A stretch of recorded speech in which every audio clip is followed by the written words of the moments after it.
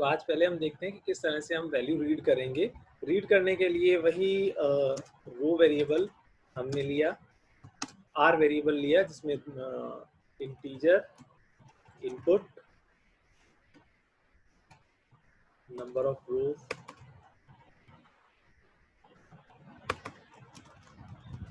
Number of रोज कितनी होगी वो उसके लिए हमने प्रॉम्प्ट दे दिया।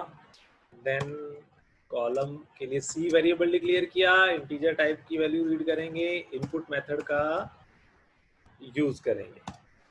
देन इनपुट मेथड में हमने मैसेज दे दिया एंटर नंबर ऑफ कॉल्स जो यूजर चाहते। ओके, देन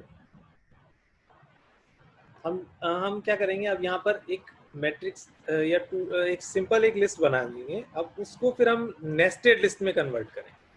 ओके, सिंपल एक लिस्ट बनाएंगे। जैसे मैंने किया mat equal to empty list मैंने क्रिएट कर दी, एक एम्प्टी लिस्ट क्रिएट कर दी। देन इस एम्प्टी लिस्ट के साथ मैंने लूप स्टार्ट किया और किया क्या लिखा, फॉर आई इन रेंज।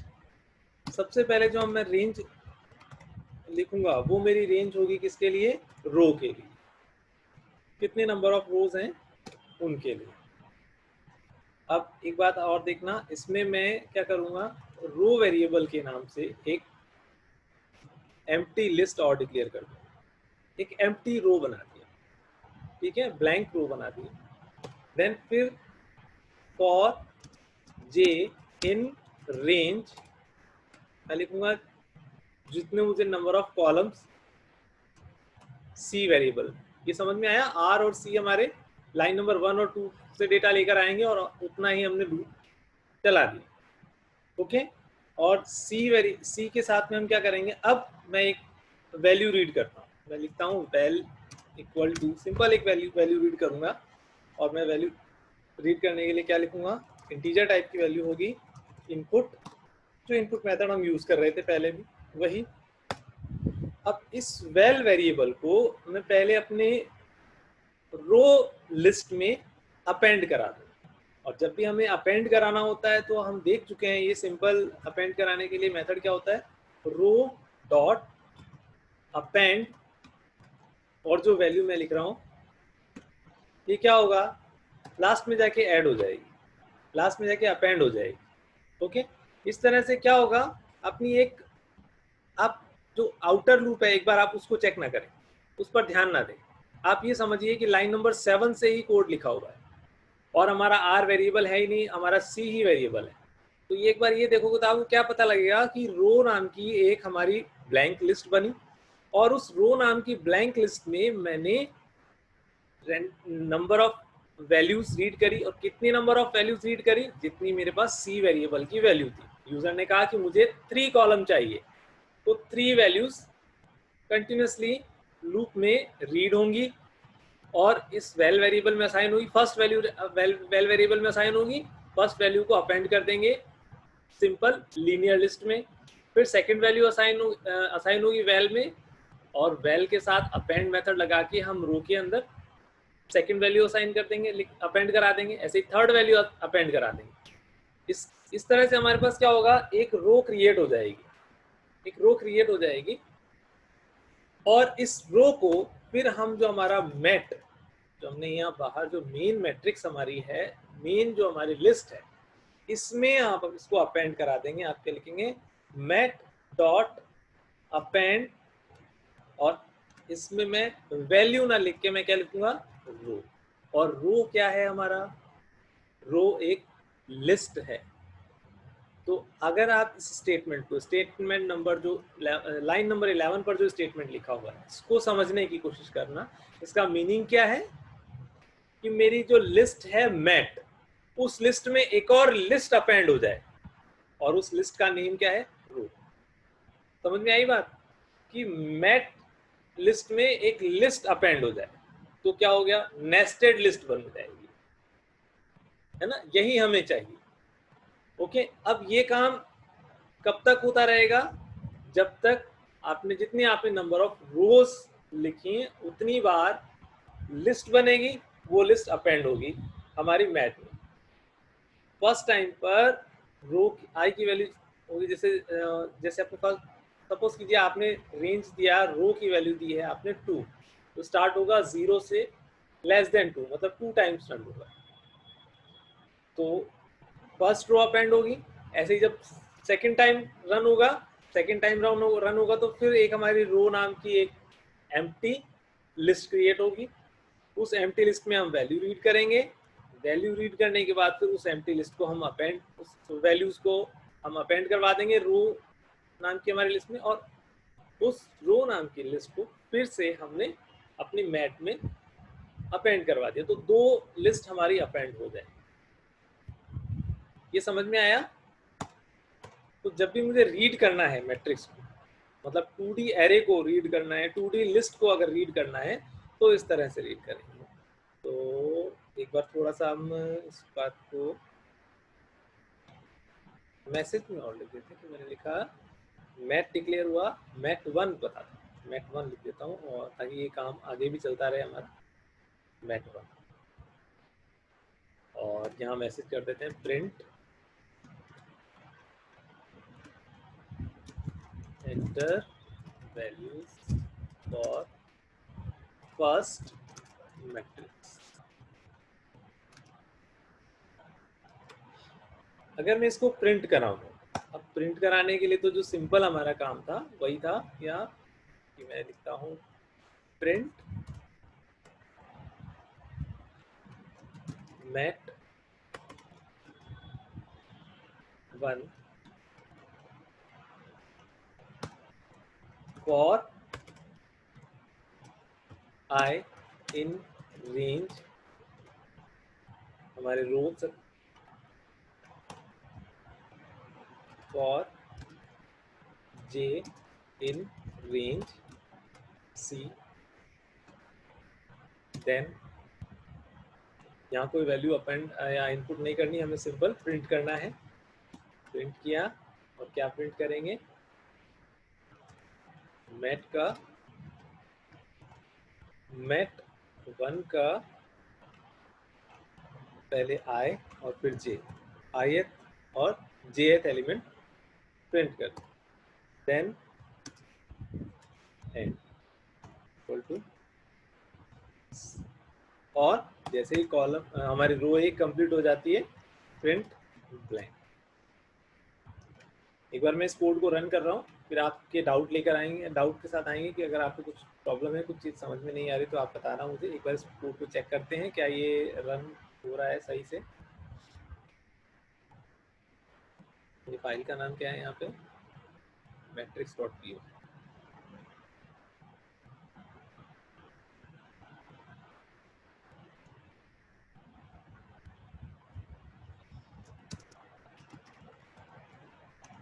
क्या ये कोड अभी सही से रन हो रहा है? एंटर नंबर ऑफ रोज, मैंने कहा नंबर ऑफ रोज 3, कॉलम भी 3, मतलब 3 × 3 9 वैल्यूज हमसे रीड करेगा, 1 2 3 4 5 6 7 8 9।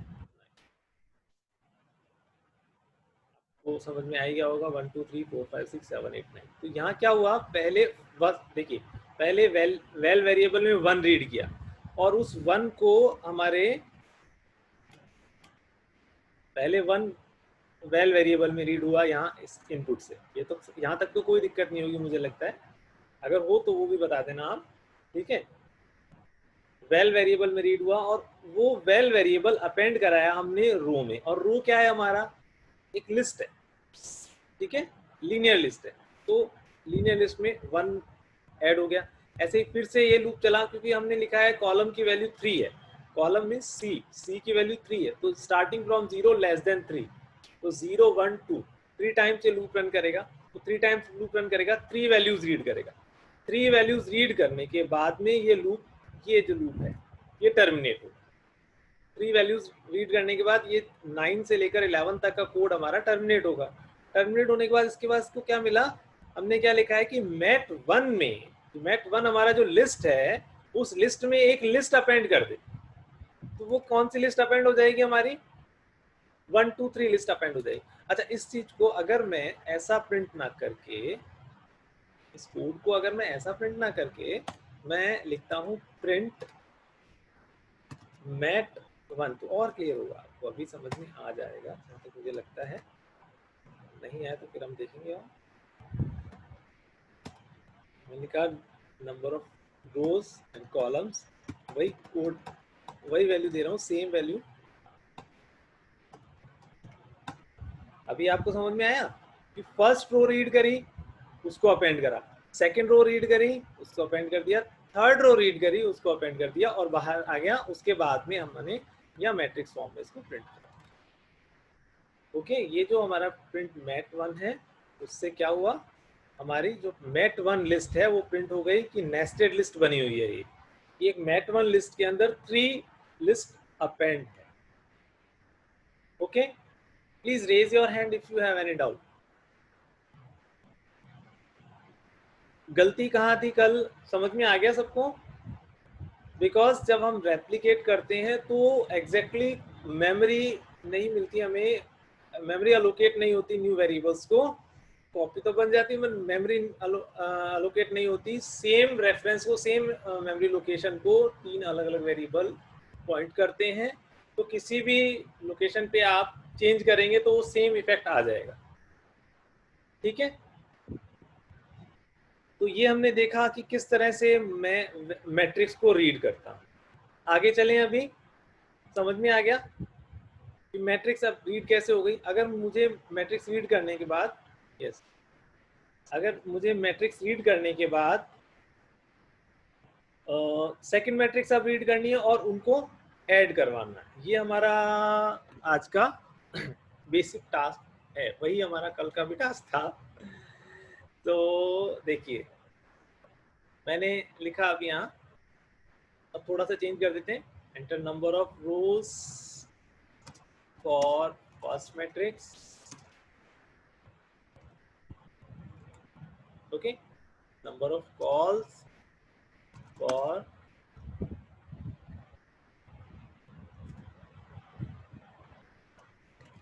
Second matrix. ये मैंने लिया R1 और C1 वेरिएबल में, थोड़ा सा भी एक बार ध्यान देना, R1 और C1 वेरिएबल में, तो यहाँ वैल्यूज चेंज हो जाएंगी।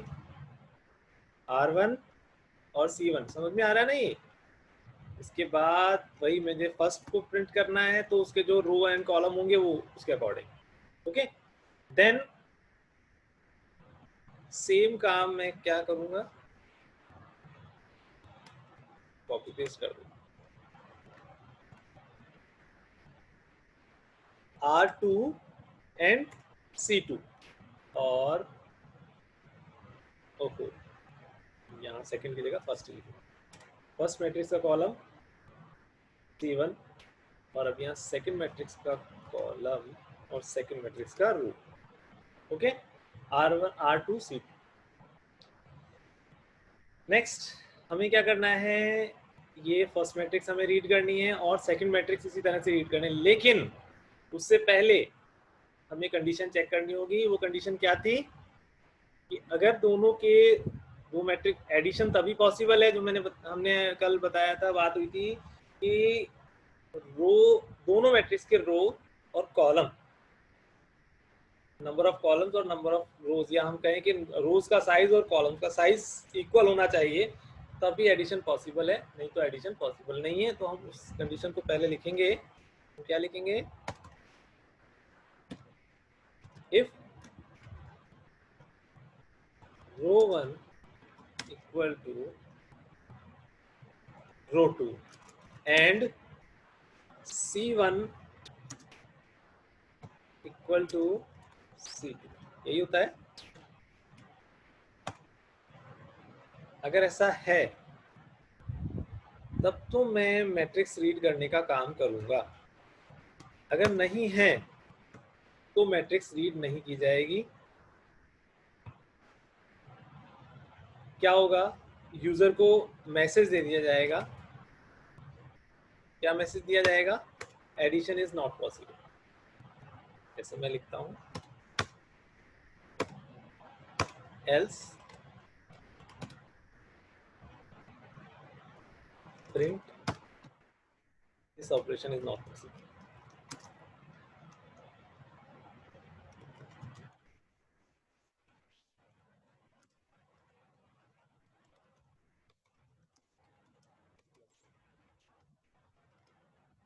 ठीक है, ये कोड हमारा है किसके लिए, मैट 1 को रीड करने के लिए।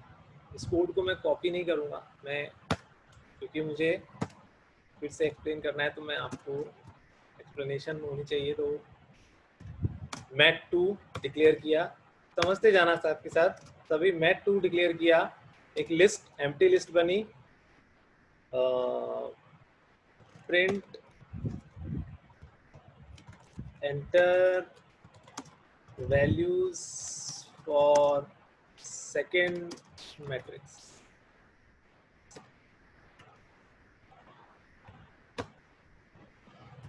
फॉर आई इन रेंज क्या लिखेंगे, R2 बिकॉज की रेंज रो के लिए लूप चलेगा, आउटर लूप हमारा रो के लिए होगा और इनर लूप हमारा कॉलम्स को रिप्रेजेंट करेगा।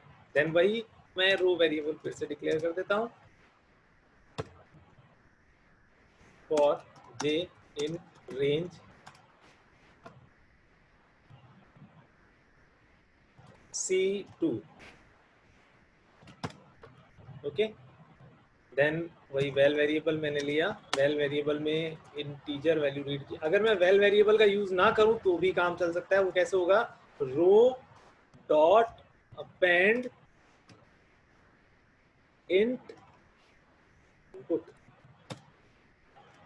तो क्या होता है, ये जो इनर मोस्ट मेथड है, इनर मोस्ट फंक्शन है, वो पहले एग्जीक्यूट होगा। तो इनर मोस्ट फंक्शन कौन सा है, इनपुट, वो डेटा रीड करेगा, उसको इंटीजर में कन्वर्ट करेगा, देन अपेंड कराएगा जो रो नाम की लिस्ट है उसमें अपेंड कराएगा। ओके, और ये होने के बाद में हम क्या करते हैं, जैसे ही कंप्लीट हुआ मैट 2 में अपेंड करा दो इसको रो। ठीक है, मैट को प्रिंट करने का काम हम बाद में करें,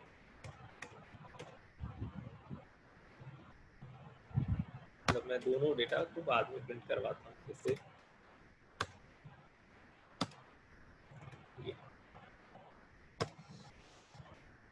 प्रिंटिंग के लिए तो सिंपल सा काम होगा, अगर मैं ये स्टेटमेंट हटा देता हूँ तो चलेगा, मैट 1 और फिर से मैट 2, इनके जो रो एंड कॉलम है वैसे तो हमें इक्वल होने के केस में चल जाएगा, पर फिर भी क्योंकि हमने अलग अलग वेरिएबल यूज़ किए तो अलग अलग वेरिएबल के साथ ही आप काम करें। बहुत पास पास में आ रहे हैं, एक बार आप उनको स्पेस दे दीजिए तो बेटर रहेगा। ठीक है, दोनों मैट्रिक्स प्रिंट हो जाएंगी इसकी। एक बार चेक करके आते हैं क्या इतना इतना इतना कोड हमारा वर्क कर रहा है या नहीं कर रहा है, उसके बाद में एडिशन का काम करेंगे, सारा कोड एक साथ नहीं लिखेंगे। Number of rose for the first matrix देखा 2, और सेकंड मैट्रिक्स के लिए सॉरी फर्स्ट मैट्रिक्स का कॉलम 2 और 2 2 मैंने दोनों एंटर कर दिया। Value for first matrix 1 2 3 4, value for second matrix 5 6 7 8। ओहो वेरी गुड, क्या गड़बड़ हो रही है, यहाँ मैट 1 प्रिंट हो रहा है, यहाँ मैट 1 प्रिंट हो रहा है बस, और कोई गड़बड़ नहीं है। फिर से रन करो, 2 कॉलम 2 कॉलम 1 2 3 4 5 6 7 8। आ गई हमारी मैट्रिक्स 1 की वैल्यू 1 2 3 4, मैट्रिक्स 2 की वैल्यू 5 6 7 8। ओके, यहाँ तक क्लियर है, अब इस कोड में कोई प्रॉब्लम नहीं है यहाँ तक। इसके बाद अब बात आती है कि हम इनको ऐड करना है।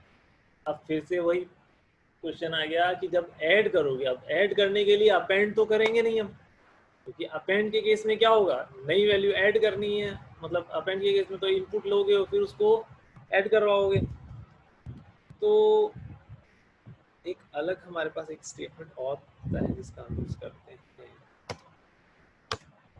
हम लिखेंगे, मैंने लिखा RES रिजल्ट।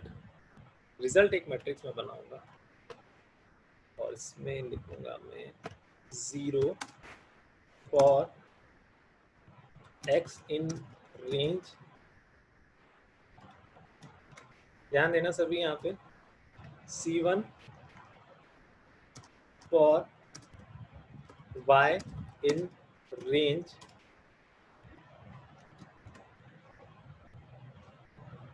R1। क्या ये स्टेटमेंट क्या कर रहा है और इससे क्या हो रहा है, देखो अभी आपको पता लग जाएगा। मैं सिर्फ यहाँ पर रिजल्ट को प्रिंट करा रहा हूँ। रिजल्ट वेरिएबल जो है मेरा, इस रिजल्ट वेरिएबल को मैंने प्रिंट करा है। यहाँ क्या काम किया मैंने, अभी हम इसको एक्सप्लेन करते हैं, चलते हैं इस पे भी, एक्सप्लेनेशन पे भी। पर क्या ये स्टेटमेंट सही है, इसमें कोई सिंटैक्स एरर तो नहीं है, उस चीज़ को चेक करके आते हैं। देखो कैसे होगा, वही मैंने कहा टू वैल्यू प्रोवाइड कर रहे हैं।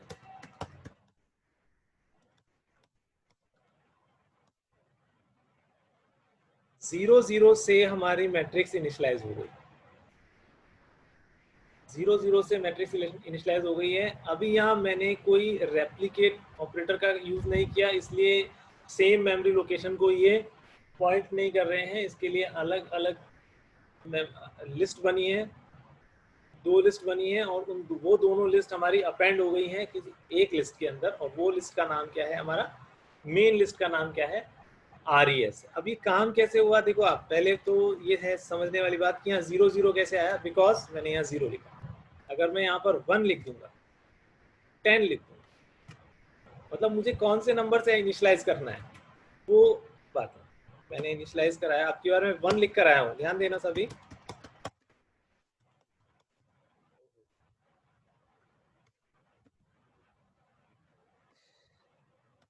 रन किया,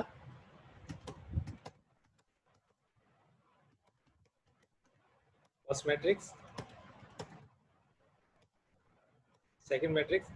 जब मैंने 0 लिखा था तो 0 से इनिशियलाइज हुआ था, 1 लिखा तो 1 से इनिशियलाइज हो गया हमारी मैट्रिक्स, और मैट्रिक्स का नाम क्या है, रिजल्ट, और उस रिजल्ट को मैंने प्रिंट करवा। ओके, तो रेप्लिकेट जो ऑपरेटर है वो हम यूज नहीं करेंगे। जब भी आपको इनिशियलाइज करानी है 2D लिस्ट, तो इस तरह से लूप रन करेंगे। अब देखो इस लूप को समझो पहले। लूप का मीनिंग क्या है, लूप में क्या कह रहा है कि जो C1 की रेंज है 0 to less than C1, आपको लूप रन करना है और ऐड करना है, इनिशियलाइज करना है 1 1 1 1 से। और क्या होगा, एक न्यू हमारी लिस्ट रन करेंगे, एक न्यू लिस्ट इनिशियलाइज होगी, ठीक है। और वो न्यू लिस्ट के लिए, उसी न्यू लिस्ट के को मैं फिर से अपेंड करवा रहा हूँ या इनिशियलाइज करा रहा हूँ y वेरिएबल के साथ, ओके, y वेरिएबल के साथ। और मैं उसमें क्या लिख रहा हूँ, R1। तो आउटर लूप हमारा किसके लिए चल रहा है, ये नंबर ऑफ रोज के लिए। अब देखो हम ऊपर कंडीशन चेक करके आए हैं कि R1 और R2 की वैल्यू इक्वल होनी चाहिए, C1 और C2 की वैल्यू इक्वल होनी चाहिए। तो अब मैं चाहे R1 यूज कर लूँ या R2 यूज कर लूँ, एक ही बात है, या यूँ कहें C1 यूज कर लूँ या C2 यूज कर लूँ, दोनों एक ही बात, क्योंकि दोनों इक्वल है। ओके, तो ये एक सिंपल स्टेटमेंट है, जिस सिंपल स्टेटमेंट के थ्रू हम 2D लिस्ट को इनिशियलाइज करवा सकते हैं। ये रिजल्टेंट मैट्रिक्स को इनिशियलाइज करा दिया, और इस रिजल्ट मैट्रिक्स में अब हम एडिशन परफॉर्म करें। तो अभी तक किसी को कोई डाउट हो तो प्लीज रेज योर हैंड। अगर आप लोगों को कुछ लग रहा है कि नहीं सर ये समझ में नहीं आया, इसी को रिपीट कर दीजिए, या कुछ और क्वेश्चन है, प्लीज रेज योर हैंड। चलें आगे, ओके, अच्छी बात। अब हमें मेन ऑपरेशन जो परफॉर्म करना है वो क्या करना है, एडिशन के। तो वही, और हमें मालूम है रो और कॉलम का लूप रन करेंगे, for i in range, I in range वही रो 1 लगा दूं या रो 2 लगा दूं, एक ही बात है। नहीं हुआ क्या proper? For i in range और R1 कॉलन इंडेंटेशन की एरर आ सकती है, चलो देखते हैं, कोई नहीं। For J in range C1 colon क्या RES रिजल्टेंट जो मैट्रिक्स है उसके ith, अब क्योंकि ये प्रॉपर इनको मेमोरी अलोकेट हुई है तो अब डेटा आ जाना चाहिए। सिंपल क्या लिखेंगे हम, मैट 1 के ith और jth एलिमेंट को ऐड करें किसके साथ, मैट 2 के ith एंड jth एलिमेंट के साथ, देन असाइन कर दे, इन दोनों को ऐड कर दे, ऐड करने के बाद असाइन कर दे रिजल्टेंट मैट्रिक्स में। ओके, रिजल्टेंट मैट्रिक्स में असाइन करने के बाद कुछ नहीं करना हमें, अब क्या काम करना है, फॉर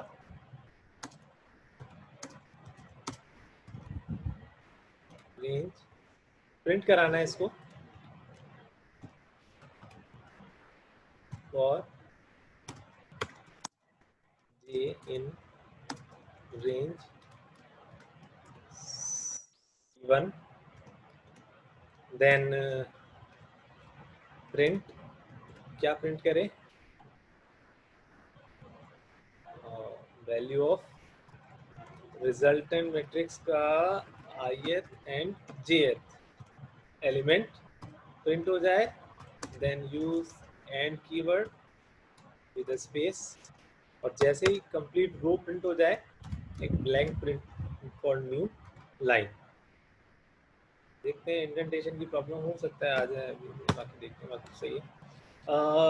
फर्स्ट मैट्रिक्स का रो, सेकंड फर्स्ट मैट्रिक्स का कॉलम। अब मैं चेक करता हूँ पहले वो एरर दे रहा है कि नहीं दे रहा, हमने कहा दोनों अलग अलग, this operation is not possible, है ना, जो हमने यहाँ मैसेज दिया था एल्स पार्ट में वो इजीली वर्क कर रहा है। अगर नहीं काम इक्वल नहीं होंगे डायमेंशन तो एडिशन नहीं होगा, डायमेंशन इक्वल होंगे तो 1 2 3 4, नेक्स्ट एलिमेंट सेकंड मैट्रिक्स के एलिमेंट है 5 6 7 8,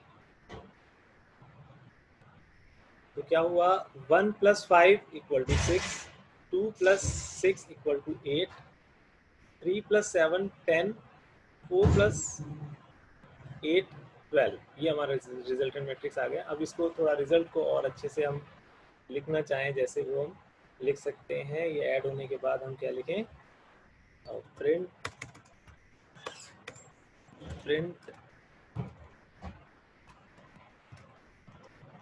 एडिशन ऑफ गिवन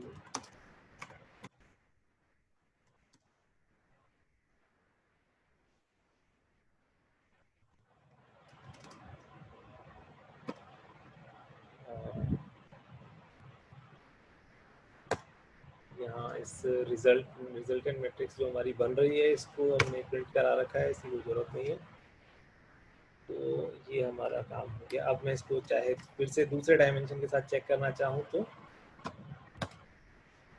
3 3 3 3, ओके, मैंने लिखा 1 1 1 1, 9 टाइम 1 हो गया,